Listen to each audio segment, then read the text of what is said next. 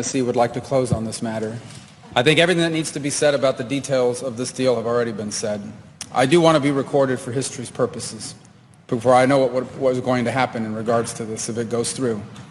Iran will immediately use the money that it's receiving in sanctions relief to begin to build up its conventional capabilities. It will establish the most dominant military power in the region outside of the United States, and it will raise the price of us operating in the region. They're going to build anti-access capabilities, rockets capable of destroying our aircraft carriers and ships, continue to build these swift boats that are able to come on us, these fast boats that are able to swarm our naval assets. And they'll make it harder and harder for U.S. troops to be in the region. They'll also work with other terrorist groups in the region to target American servicemen and women.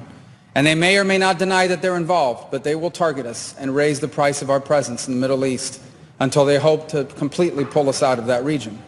They'll also continue to build long-range missiles, missiles capable of reaching the United States. Those are not affected by this deal, and they'll continue to build them as they've been doing. And then at some point in the near future, when the time is right, they will build a nuclear weapon. And they will do so because at that point they will know that they have become immune, that we will no longer be able to strike their nuclear program because the price of doing so will be too high.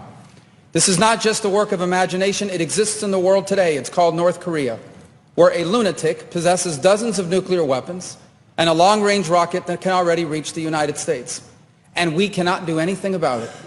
An attack on North Korea today would result in an attack on Tokyo, or Seoul, or Guam, or Hawaii, or California. And so the world must now live with a lunatic in possession of nuclear weapons.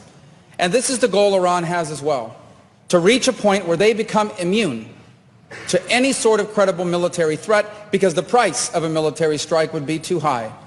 And then they become an established nuclear weapons power. And never in the history of the world has such a regime ever possessed weapons so capable of destruction.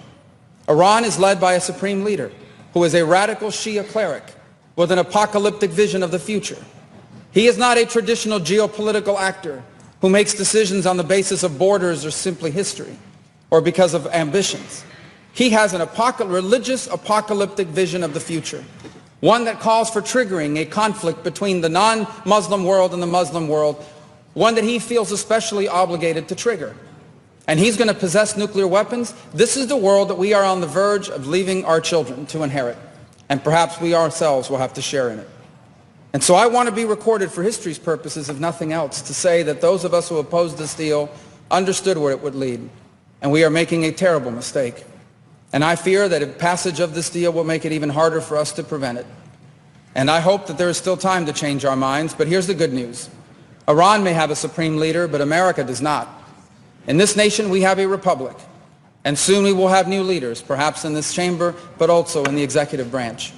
And I pray that on their first day in office, they will reverse this deal and reimpose the sanctions and back them up with a credible threat of military force, or history will condemn us for not doing what needed to be done at this critical moment in the world's history.